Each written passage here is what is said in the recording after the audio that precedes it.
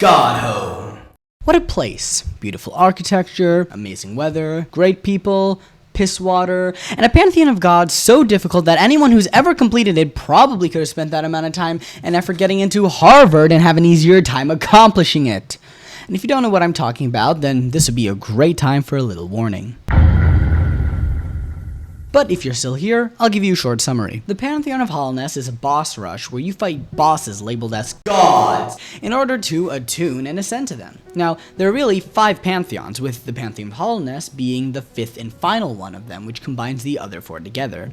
Thus combining 4 pantheons, which adds up to 42 bosses, into a giant buffet table so big you can end world hunger with it. Now, at the beginning and end and in between every boss fight, a little transition happens. Now, this transition is a decent transition, but something that's so awesome about this transition is during the final boss of Pantheon 5, during the climb phase, the music fades out and you hear this.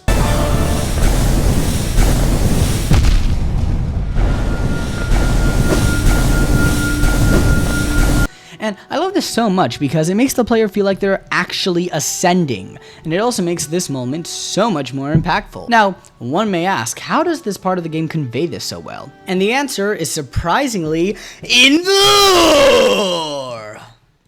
Damn, I miss MatPat. Now, this channel isn't a lore channel. This is a channel about cool game mechanics that make players feel certain emotions.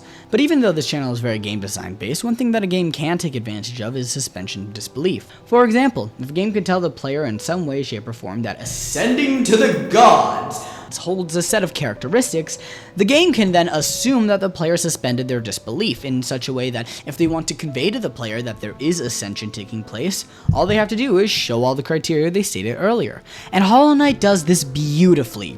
Of course, first we would have to figure out these criteria that are produced, but luckily they're mentioned a lot in the Godmaster's dialogue. Through sacred combat we attune to this kingdom's greatest beings.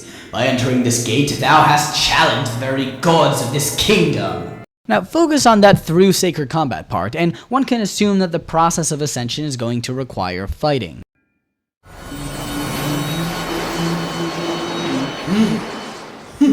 The noise of thine wriggling creates much discord, drowning out the godly resonances we attune ourselves to.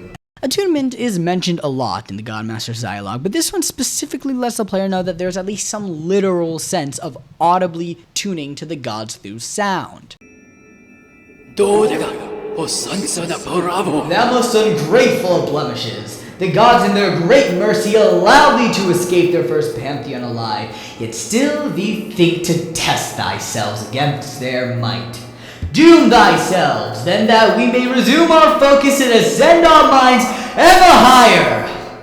Ever higher do they lead us, ever higher and higher and higher, until through godly focus do we attain communion with that great power sleeping in the kingdom's heart. The Godmaster mentions ascension a lot, but here it's specified a bit more that ascension might take a literal form of moving upwards.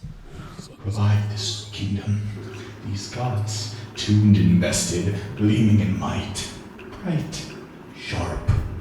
If you've played parts of Hollow Knight before God Home, it's already mentioned that brighter beings tend to be more powerful, and the same applies here.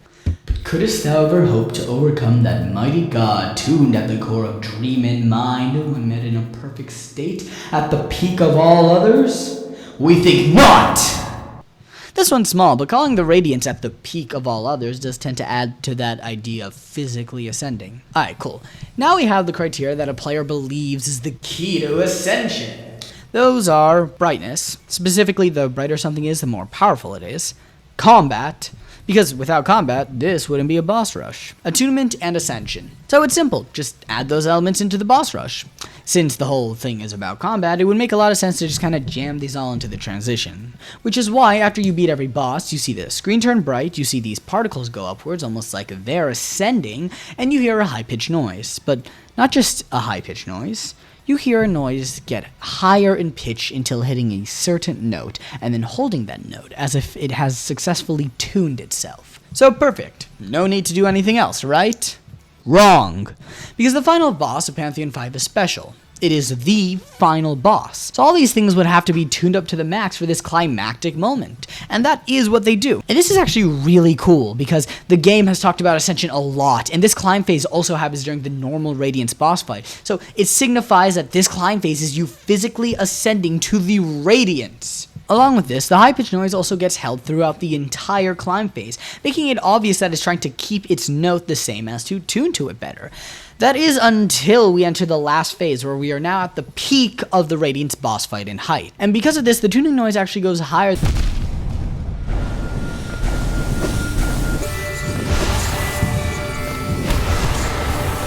Along with this is some extremely hard combat. But it's not just the combat that makes it so difficult. It's the fear. The fear of losing all that time and work to the last phase of the last boss of Pantheon 5. It's terrifying. Just getting to Habsrad will get the average Hollow Knight player shaking, so there is no room for mistakes. It makes the combat seem that much more difficult than it is. I'm not saying that Absolute Radiance is not hard, but the fear of losing all that progress does make it seem a lot harder. And lastly, the Radiance and its arena are the brightest of all bosses, which signify the godly power. All these factors add up to making the Radiance feel like the final point of your journey, and really sells that feeling of ascension. So if you're going to make a game and you want to make the player feel like some sort of ritual or process that happens in the game story is happening to them, try to give little hints to what the ritual is like, and then add those elements into gameplay. And when you hit the maximum point of that ritual, magnify all those elements. And lastly, these things are pretty small compared to other things in Hollow Knight, but this just shows the level of attention to detail this game has and why it's so fun to play it. Anyways, that's the video. I hope you enjoyed. Don't forget to like and subscribe and hit the notification bell and all that fun stuff. We also have a Discord server and it's getting kind of lonely in here, so if you want to join, the link's in the description. And comment down below if there's any other small details in video games you want me to talk about next. And that's the end of the video, so see you next time.